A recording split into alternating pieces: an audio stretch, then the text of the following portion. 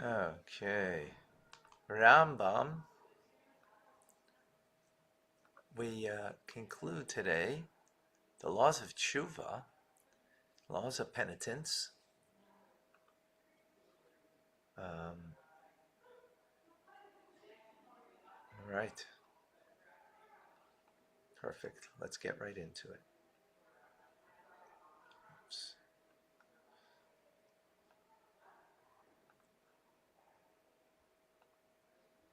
Okay, there we go. Chapter 10. So a person should not say, I will fulfill the mitzvahs of the Torah and occupy myself in its wisdom in order to receive all the blessings which are contained within it, or in order to merit the life of the world to come. Similarly, I will separate myself from the sins which the Torah warned against, so that I will be saved from the curses contained in the Torah. Right? The person shouldn't be saying this to themselves, or so that my soul will not be cut off from the life of the world to come. It is not fitting to serve God in this manner. A person whose service is motivated by these factors is considered as one who serves out of fear. And here, by the way, this is different than when we speak in Tanya, because in Tanya, when we speak about fear, we speak a positive sense of fear, the fear of God's presence, right? If you recall, we speak about God's presence. This is not about God's presence. This is a fear of punishment, because Chassidus takes it to a different level. This is halacha, so halacha incorporates it in the a lower common denominator. And the lower common denominator is out of fear of punishment, right? A person whose service is motivated, okay, so yeah, he is not on the level of the prophets or of the wise. The only ones who serve God in this manner are common people, women and minors. They are trained to serve God out of fear until their knowledge increases and they serve out of love. So he's speaking about back in the day, common people were not learned. Women were not learned. Today, women are actually, one of the unique things in our times, are meant to become more learned than they were in the past. There have some pushed for this, very much so, but they don't have the same obligation as the men do, and therefore, um, you know, naturally, every human being is motivated by pleasure and pain. You do the things that you like because of the pleasure, right? And you stay and avoid things out of pain. So pain is suffering, and that's punishment. But that's just punishment. So that's normal. You have to study Torah to be able to rise above that. And that's what he says here. If your knowledge increases, then you'll serve God out of love.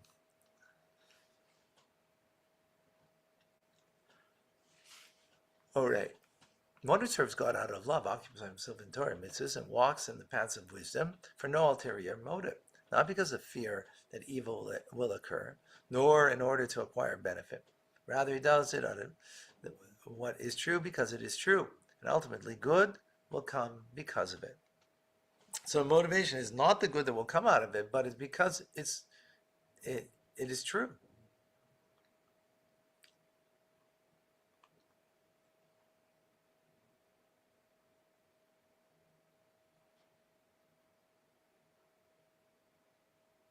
So that's interesting. In others, he's like equating truth with love. I need to understand that a little more. I have to look that up, right? Because truth seems to be truth and love is love. The way I'm understanding is that if a person is an honest and truthful person, so since it's the truth to serve God, so therefore that will be the love. That will express itself in a love. This is a very high level, which is not merited by every wise man. Oh, you see, not even. It is a level our patriarch Abraham, whom God described as he who loved me, for his service is only merited by love.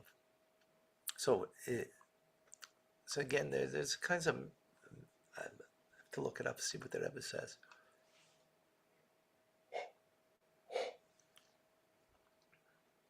God commanded us to seek the rung of service as conveyed by Moshe. Love God, your Lord. When a man will love God in a proper manner, he will immediately perform all the mitzvahs motivated by love. What is the proper degree of love? That a person should love God with very great and exceeding love until the soul is bound up in the love of God. Thus he will always be obsessed with this love as if he is lovesick. A lovesick person's thoughts are never diverted from the love of that woman. He's always obsessed with her. When he sits down, when he gets up, when he eats, he drinks. With an even greater love, the love of God should be implanted in the hearts of those who love him. Okay. Like you said, this is a very high level. He doesn't seem to give in between. Need more understanding here. Right? At times, as we are commanded, love God with all your heart, with all your soul. This concept is implied by King Solomon when he stated it as a metaphor, I am lovesick. Indeed, the totality of the Song of Songs is a parable describing this love of the individual to God. The sage, as the breeze of generation declared, should one say, I will study Torah in order that I become wealthy, in order that I will be called a rabbi, or in order that I will receive a reward in the world to come. Torah teaches, if you are careful to observe my commandments, to love God, implying that you should do it only be done, you should only do it out of love. The sages also said, desire his commandments greatly. Desire his commandments and not the reward which comes from his commandments. Not to say you don't get rewarded, but not do it for the sake of the reward. In a similar manner, the great sages would command the more understanding and brilliant among their students in private. Do not be like servants who serve their servant for the sake of receiving a reward. Rather, since he is the master, it is fitting to serve him, serve him out of love. Anyone who occupies himself with Torah in order to receive a reward, in order to protect himself from retribution, is considered as one who is not occupied for the sake of God. In contrast, anyone who occupies himself with it, not because of fear, nor to receive the reward, but rather because his love for the Lord of the entire earth, who commanded it, is one who occupies himself for the sake of God. Nevertheless, the sages declared a person should always occupy himself with Torah even when it is not for God's sake. For out of the service which is not intended for God's sake will come a service which is intended for God's sake. Therefore, when one teaches children, women, and the most common people, one should teach them to serve out of fear and in order to receive reward. As their knowledge grows and their wisdom increases, this secret should be revealed to them slowly, bit by bit. They should become accustomed to this concept gradually until they grasp it and know it and begin to serve God out of love. Slowly but slowly. In other words, this is against human nature. Human nature is we do things out of pleasure and pain, right? Human nature meaning the animal soul, right? It is well known and clear matter that the love of God it will not become attached within a person's heart until he becomes obsessed with it at all times, as is fitting, leaving all things of the world except for this. This is implied by the commandment, love God, your Lord, with all your heart, with all your soul.